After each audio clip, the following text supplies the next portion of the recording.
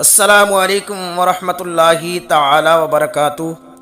معزز ناظرین، ہمیں امید ہے آپ سب لوگ جہاں کہیں بھی ہوں گے خیر و عافیت سے ہوں گے، اور اللہ رب العزت سے دعا ہے کہ آپ سب کو جہاں کہیں بھی رکھے، شاد و آباد رکھے۔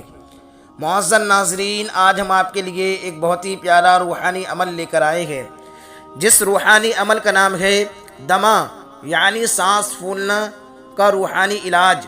اگر آپ اس روحانی علاج کو کریں تو آپ کی سانس پھولنے کی بیماری بالکل ختم ہو جائے گی۔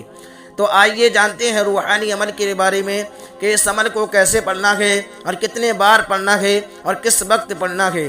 یہ جاننے سے پہلے اگر آپ ہمارے یوٹیوب چینل پر نئے ہیں تو ہمارے چینل کو سبسکرائب کر لیں اور بیل آئیکن پر کلک کریں تاکہ ہر آنے والا وظیفہ یا عمل آپ تک سب سے پہلے پہنچے۔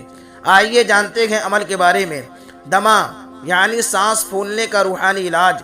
یا شکورو 111 مرتبہ پڑھ کر پانی پر دم کر کے مریض کو پلا دیں، انشاءاللہ شفا نصیب ہوگی، سانس پھولنے کی بیماری بالکل ختم ہو جائے گی۔